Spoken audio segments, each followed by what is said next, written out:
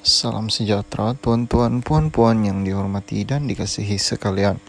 Kepris audit lelaki mengaku cicit Nabi, pengguna Twitter pula dedah kenyataan JAKIM, mencurigakan dan berhati-hati. Sejak minggu lalu, media sosial hangat memperkatakan mengenai kehadiran seorang lelaki dan Maghribi yang mengaku sebagai cicit Nabi Muhammad ke Malaysia.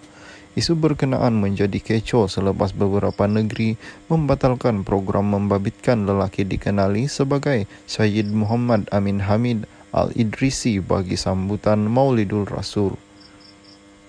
Antara negeri yang membatalkan jemputan ke majlis tersebut ialah Kedah, Terengganu, Melaka dan Kelantan. Malah pengarah Jabatan Hal Ehwal Negara Agama Islam Kelantan, Jahaik Datuk C. Muhammad Rahim Jusoh yang dipetik daripada Sinar Harian berkata, semua pihak perlu menyemak terlebih dahulu kesahihan latar belakang individu yang mendakwa mereka dari keturunan junjungan Nabi Muhammad. Persoalannya, siapa sebenarnya Syed Muhammad Amin yang mengaku dia sebagai cicit Nabi Muhammad? Terbaru, seorang pengguna Twitter, Ari Zami, berkongsi kenyataan yang didakwa dikeluarkan bahagian penyelidik Jabatan Kemajuan Islam Malaysia tentang individu berkenaan. Daripada kenyataan berkenaan, pihak JAKIM dikatakan mendapati wujud keraguan terhadap latar belakang individu tersebut.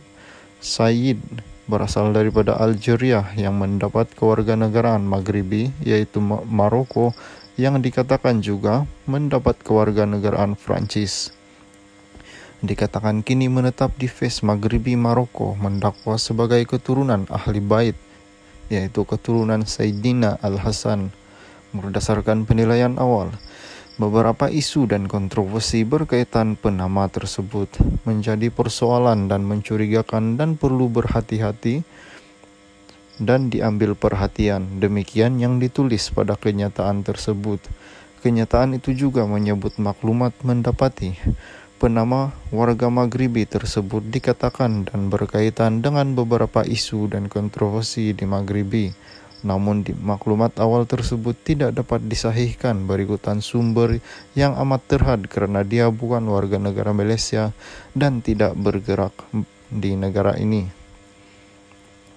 Isu yang dikatakan berkaitan dengan individu tersebut ialah mendakwa keturunan Ahli Bait yang nasab berubah-ubah gelaran iaitu Al-Idrisi, Al-Qawazani dan Al-Alami. Kedua, penipuan berkaitan duit di Maghribi. Ketiga, penipuan lain terhadap Zawiyah Sidi Kasim bin Rahman, Fes, Maghribi. Keempat, permasalahan dengan pihak Maulau Zubekatani. Kelima, dikatakan pihak Kementerian Wakaf menasihatkan kepada para syekh di Jami' Karum Huiyun supaya berhati-hati dengan penama tersebut. Dan yang keenam, para pelajar Asia Tenggara di Fes turut dinasihatkan supaya pun menjauhi penama tersebut. Dalam pada itu, penyanyi rap Kepris turut membuat hantaran menerusi Instagram memberi bayangan mengenai latar belakang individu berkenaan yang didakwa sebagai scammer. Atas permintaan ramai, kita sudah start audit saudara kita ini. InsyaAllah, Kep sendiri akan jumpa wakil My JAKIM to get to this bottom of this. InsyaAllah. Terima kasih Ustaz daripada JAKIM yang Kep baru call tadi pada 3 petang tulisnya. Kepris juga berkata akan mengeluarkan kenyataan rasmi mengenai perkara tersebut di akaun Instagram miliknya kemudian. Menerusi ruangan komen, netizen memberikan reaksi yang bercampur baru. Namun, rata-rata tidak sabar menantikan kenyataan daripada Kepris hasil bualannya dengan pegawai agensi induk agama itu. Salam sejahtera tuan-tuan, puan-puan yang dihormati dan dikasihi sekalian. Laporkan jika ada pendakwa luar negara meragukan. Umat Islam di negara ini dinasihatkan untuk melaporkan kepada pihak berkuasa Jabatan Agama Islam negeri masing-masing sekiranya mendapati terdapat pendakwa jemputan dari luar negara yang meragukan. Menteri di Jabatan Perdana Menteri Hal Ehwal Agama, Datuk Idris Ahmad berkata, ini kerana kerjasama daripada semua pihak amat diperlukan. bagi memastikan pihak berkuasa agama negeri dapat menjalankan siasatan terperinci sekaligus membendung pendakwa tidak diiktiraf. Kalau garis panduan, kita tegas bahwa pendakwa yang tidak bertentangan dengan ahli sunnah wal jamaah kita tiada masalah, yang menimbulkan konflik dan perpecahan kita tak benarkan. Sebab itu saya nasihatkan terutamanya yang nak belajar ilmu, biarlah dengan guru yang beramal dengan ilmu dia, buat perbandingan dengan ustaz yang mendapat kelulusan pihak berkuasa. Mana yang menghuraikan hal agama pelik-pelik itu tak perlu ikut dan terus lapor kepada jabatan agama untuk ambil tindakan. Katanya ketika ditanya mengenai isu membabitkan seorang pendakwah yang dikatakan berasal dari keturunan Nabi Muhammad yang datang ke Malaysia untuk mengadakan ceramah di beberapa negeri. Beliau berkata demikian kepada media selepas majlis kesyukuran tamat operasi haji dan penghargaan sahabat Koprat Muslim Haji 1443 Hijrah di Menara Tabung Haji di sini hari ini. Ditanya mengenai rang undang-undang Mahkamah Syariah atau orang Undang-Undang 355 yang tidak dapat dibentangkan kerana pembubaran parlimen, Idris berharap ia dapat dibentangkan oleh Kerajaan Baharu selepas PRU 15. Jelasnya cadangan rang undang-undang itu sudah dipersetujui di peringkat Jemaah Menteri pada 26 Ogos lalu dan kini ia berada di peringkat Jabatan Peguam Negara, namun tidak sempat dibentangkan susulan pembubaran parlimen. Justru saya berharap mana-mana kerajaan baharu yang dipilih selepas PRU 15 dapat meneruskan pembentangan rang undang-undang itu dalam usaha memperkukuh bidang kuasa jenayah syariah di negara ini, katanya.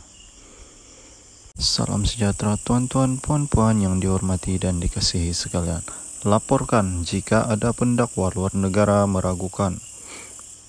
Umat Islam di negara ini dinasihatkan untuk melaporkan kepada pihak berkuasa Jabatan Agama Islam negeri masing-masing sekiranya mendapati terdapat pendakwa jemputan dari luar negara yang meragukan.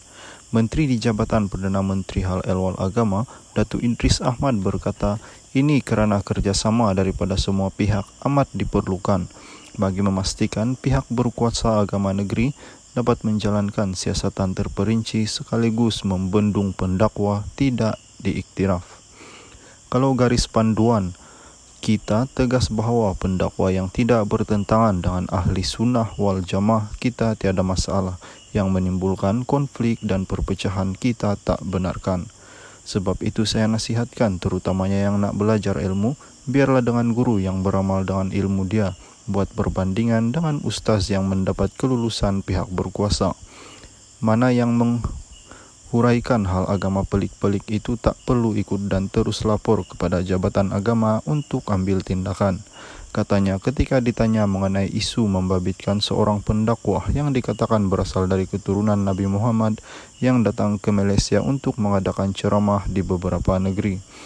Beliau berkata demikian kepada media selepas majlis kesyukuran tamat operasi haji dan penghargaan sahabat Koprat Muslim Haji 1443 Hijrah di Menara Tabung Haji di sini hari ini. Ditanya mengenai rang undang-undang Mahkamah Syariah atau orang Undang-Undang 355 yang tidak dapat dibentangkan kerana pembubaran parlimen, Idris berharap ia dapat dibentangkan oleh Kerajaan Baharu selepas PRU 15. Jelasnya cadangan rang undang-undang itu sudah dipersetujui di peringkat Jemaah Menteri pada 26 Ogos lalu dan kini ia berada di peringkat Jabatan Peguam Negara, namun tidak sempat dibentangkan susulan pembubaran parlimen. Justru saya berharap mana-mana kerajaan baharu yang dipilih selepas PRU 15 dapat meneruskan pembentangan rang undang-undang itu dalam usaha memperkukuh bidang kuasa jenayah syariah di negara ini, katanya. Salam sejahtera tuan-tuan, puan-puan yang dihormati dan dikasihi sekalian. Laporkan jika ada pendakwa luar negara meragukan.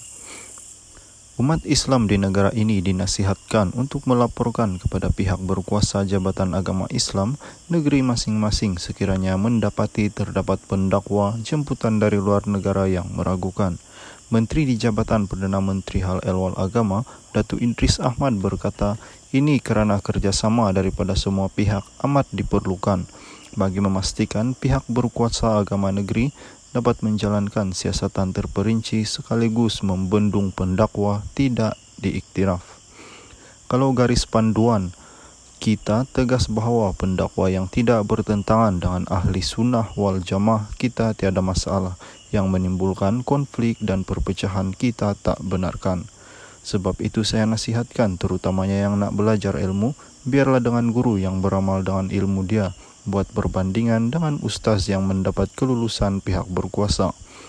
Mana yang menghuraikan hal agama pelik-pelik itu tak perlu ikut dan terus lapor kepada jabatan agama untuk ambil tindakan. Katanya ketika ditanya mengenai isu membabitkan seorang pendakwah yang dikatakan berasal dari keturunan Nabi Muhammad yang datang ke Malaysia untuk mengadakan ceramah di beberapa negeri. Beliau berkata demikian kepada media selepas majlis kesyukuran tamat operasi haji dan penghargaan sahabat Koprat Muslim Haji 1443 Hijrah di Menara Tabung Haji di sini hari ini. Ditanya mengenai rang undang-undang Mahkamah Syariah atau orang Undang-Undang 355 yang tidak dapat dibentangkan kerana pembubaran parlimen, Idris berharap ia dapat dibentangkan oleh Kerajaan Baharu selepas PRU 15. Jelasnya cadangan rang undang-undang itu sudah dipersetujui di peringkat Jemaah Menteri pada 26 Ogos lalu dan kini ia berada di peringkat Jabatan Peguam Negara, namun tidak sempat dibentangkan susulan pembubaran parlimen. Justru saya berharap mana-mana kerajaan baharu yang dipilih selepas PRU 15 dapat meneruskan pembentangan rang undang-undang itu dalam usaha memperkukuh bidang kuasa jenayah syariah di negara ini, katanya.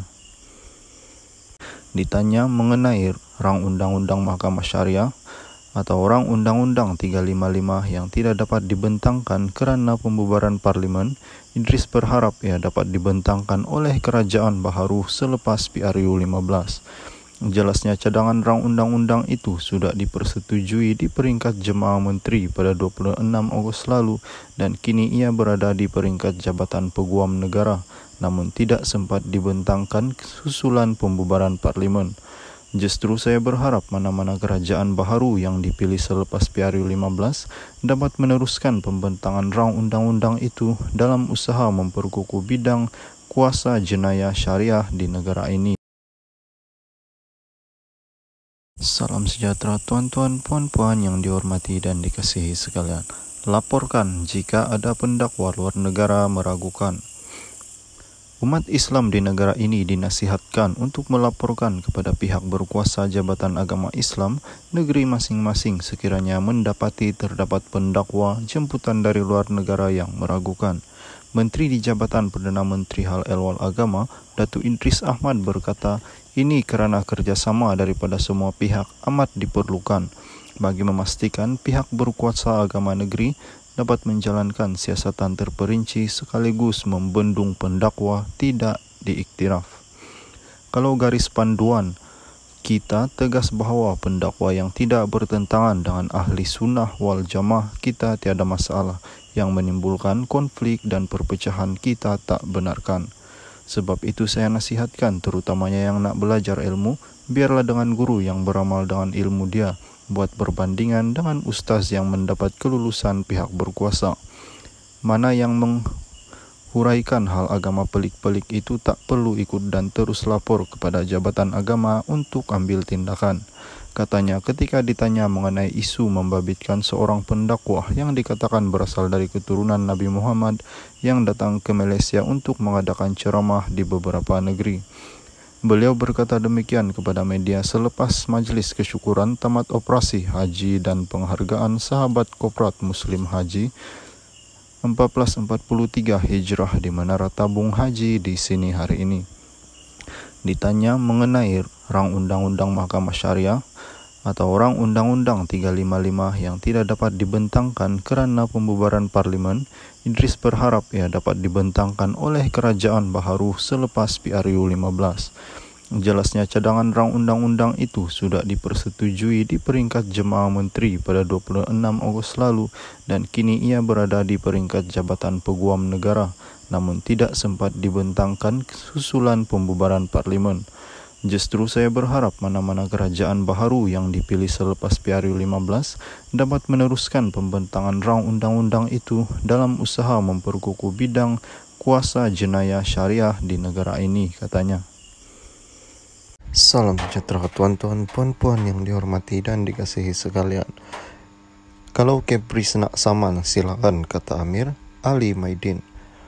Kami tak akan sebut nama Kepris atau tag Kepris dalam hantaran kami.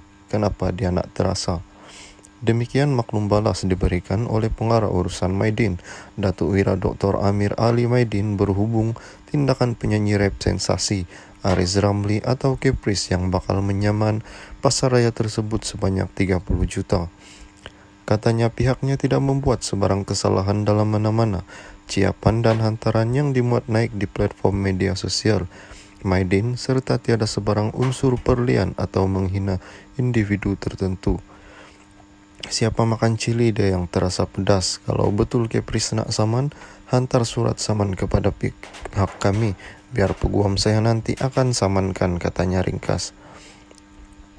Semalam Kepris menerusi hantarannya di Instagram memaklumkan dia tidak teragak-agak untuk menyaman Maidin sekiranya tiada sebarang permohonan maaf daripada pihak tersebut dalam tempo 24 jam susulan ciapan yang didakwa memalukan dirinya. Bagaimanapun Kepris hari ini sekali lagi memuat naik hantaran di Instastory menawarkan perbelanjaan secara percuma kepada rakyat Malaysia di pasaraya tersebut. Saya nak belanja rakyat Malaysia beras, minyak dan 3 bahan lain ikut pilihan anda secara percuma minggu hadapan. Pilih lokasi mana korang nak Kep belanja, Subang Jaya, Bukit Jelentung atau Batu Caves, katanya. Mengulang lanjut, Amir Ali mengatakan sekiranya benar Kepris ingin melakukan kerja amal di pasarayanya, dia amat mengalu-alukan kehadiran mereka selain menawarkan 1 kilo paket gula kepada yang terlibat. Baguslah kalau Kepris nak buat kerja amal, bantu orang ramai, jangan lupa hubungi pihak Maidin ikut cawangan yang diinginkan. Saya pun nak bantu juga, bagi yang terlibat Maidin akan beri 1 kilo gula kepada anda, katanya. Salam sejahtera tuan-tuan, puan-puan yang dihormati dan dikasihi sekalian. Kepris audit lelaki mengaku cicit Nabi, pengguna Twitter pula dedah kenyataan JAKIM, mencurigakan dan berhati-hati. Sejak minggu lalu, media sosial hangat memperkatakan mengenai kehadiran seorang lelaki dan Maghribi yang mengaku sebagai cicit Nabi Muhammad ke Malaysia. Isu berkenaan menjadi kecoh selepas beberapa negeri membatalkan program membabitkan lelaki dikenali sebagai Syed Muhammad Amin Hamid Al-Idrisi bagi sambutan Maulidul Rasul. Antara negeri yang membatalkan jemputan ke majlis tersebut ialah Kedah, Terengganu, Melaka dan Kelantan. Malah pengarah Jabatan Hal Ehwal Negara Agama Islam Kelantan, Jahaik Datuk C. Muhammad Rahim Jusoh, yang dipetik daripada Sinar Harian, berkata, semua pihak perlu menyemak terlebih dahulu kesahihan latar belakang individu yang mendakwa mereka dari keturunan junjungan Nabi Muhammad. Persoalannya, siapa sebenarnya Syed Muhammad Amin yang mengaku dia sebagai cicit Nabi Muhammad?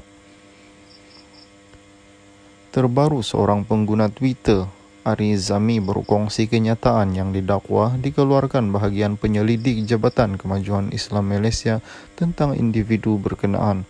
Daripada kenyataan berkenaan, pihak JAKIM dikatakan mendapati wujud keraguan terhadap latar belakang individu tersebut.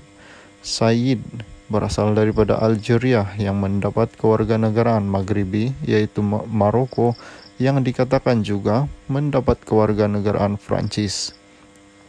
Dikatakan kini menetap di Fes, Maghribi, Maroko, mendakwa sebagai keturunan Ahli Bait, iaitu keturunan Sayyidina Al-Hasan.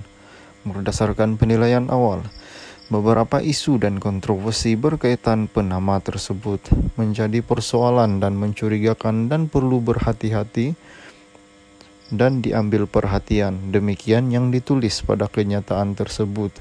Kenyataan itu juga menyebut maklumat mendapati Penama warga Maghribi tersebut dikatakan dan berkaitan dengan beberapa isu dan kontroversi di Maghribi. Namun maklumat awal tersebut tidak dapat disahihkan berikutan sumber yang amat terhad kerana dia bukan warga negara Malaysia dan tidak bergerak di negara ini. Isu yang dikatakan berkaitan dengan individu tersebut ialah mendakwa keturunan ahli bait yang nasab berubah-ubah gelaran iaitu Al-Idrisi, Al-Khwazani dan Al-Alami. Kedua, penipuan berkaitan duit di Maghribi. Ketiga, penipuan lain terhadap Zawiyah Sidi Kasim bin Rahman, Fes Maghribi. Keempat, permasalahan dengan pihak Maulau Zubekatani. Kelima, dikatakan pihak Kementerian Wakaf menasihatkan kepada para syekh di Jami' Karum Huiyun supaya berhati-hati dengan penama tersebut. Dan yang keenam, para pelajar Asia Tenggara di Fes turut dinasihatkan supaya pun menjauhi penama tersebut. Dalam pada itu, penyanyi rap Caprice turut membuat hantaran menerusi Instagram memberi bayangan mengenai latar belakang individu berkenaan yang didakwa sebagai scammer. Atas permintaan ramai, kita sudah start audit saudara kita ini. InsyaAllah, Cap sendiri akan jumpa wakil My Jakim to get to this bottom of this. InsyaAllah, terima kasih Ustaz daripada Jakim yang Cap baru call tadi pada 3 petang tulisnya. Caprice juga berkata akan mengeluarkan kenyataan rasmi mengenai perkara tersebut di akaun Instagram miliknya kemudian. Menerusi ruangan komen, netizen memberikan reaksi yang bercampur baru. Namun, rata-rata tidak sabar menantikan kenyataan daripada Caprice. Selamat petang, salam sejahtera, tuan-tuan, puan-puan yang dihormati dan dikasihi sekalian. Siapa lagi yang gila nak lawan golongan akhir zaman? Caprice. Penyanyi rap sensasi Caprice sekali lagi menuai perhatian ramai apabila disifatkan segelintir netizen sebagai penempel atau penyebok, dan tidak kurang itu dilekatkan gelaran penyiasat nombor 1 negara. Pemilik nama lengkap Aris Ramli 34 itu sempat sohor. Kini sekitar pagi tadi ekoran tindakannya yang disamakan sebahagian netizen seperti watak dalam siri animasi Detektif Conan kerana tidak mengenal erti penat, lelah, mengupas atau membongkar isu-isu hangat. Antara isu yang diperjuangkannya sekarang adalah berkaitan jenayah seksual penceramah bebas, individu mengaku keturunan ke-38 Nabi, dan yang terbaru nasib Cikgu Fadli bersama majikannya iaitu Kementerian Pendidikan Malaysia. Dah tiba masanya pihak berkuasa lantik Caprice menjadi ketua di Jabatan Siasatan. Tak pun dia jadi hakim, ciap seorang pengguna Twitter bernada sarkastik. Seorang lagi netizen lain menciap Caprice ni macam Detektif Conan. Semua masalah orang dia boleh huraikan dan rungkaikan. Pelantun lagu Damn Girls itu dalam ruangan komen hantaran status Instagramnya menjelaskan perjuangan membetulkan apa yang salah tetap berterusan, terutama selepas pulang dari Jordan tahun lalu untuk satu misi kemanusiaan yang meraih kritikan dan bualan mulut ramai. Kalaulah saya boleh terangkan dalam satu video mengapa saya buat semua ini sejak balik dari Jordan. Kita terpaksa simpan banyak rahsia, tapi kalau kalian perasan, sekarang satu persatu dibongkar. Bagi saya, ini adalah satu jihad baharu dan perjuangan tidak akan pernah mudah atau senang. Coretannya menjawab satu kritikan dan pandangan seorang pengguna Instagram. Suami kepada wanita bernama Farah Analis memaklumkan dia sanggup meletakkan keluarganya dalam bahaya demi melawan kebatilan. Kalau saya berhasil, siapa lagi gila untuk lawan golongan akhir zaman? Menakutkan buat saya, dan saya tahu dengan buat semua ini, saya dah letakkan keluarga dalam keadaan yang berbahaya. Saya dah tunaikan banyak solat hajat dan semua beri petunjuk kepada ini. Apa yang saya sedang lakukan memang sukar, tapi saya tahu saya perlu buat yang terbaik, tulisnya. Sementara itu Caprice juga tenang saat membalas satu komen kasar daripada seorang pengguna Instagram yang menyifatkan dirinya ibarat anjing suka menyalak sana sini. Amin demi bangsa, jenayah besar dalam agama Islam kita tak perlu bincang pasal aib, tulisnya. Terdahulu figura kelahiran Negeri Sembilan itu rancak membongkar beberapa isu melibatkan golongan agamawan tanah air yang tersepit, isu melibatkan jenayah seksual. Kepris juga menggunakan platform media sosialnya untuk memperjuangkan nasib seorang guru cemerlang yang membuat pendedahan bahwa dirinya bakal dikenakan tindakan, dibuang kerja serta turun pangkat gara-gara bersikap lantang mengenai isu silibus pelajaran di sekolah serta masalah baik berat. Dicemu dari segala penjuru sehingga ada yang menyifatkan dirinya sebagai gila dan dahagakan perhatian. Namun semua itu tidak mematahkan semangat Kepris meneruskan pembongkaran demi pembongkaran.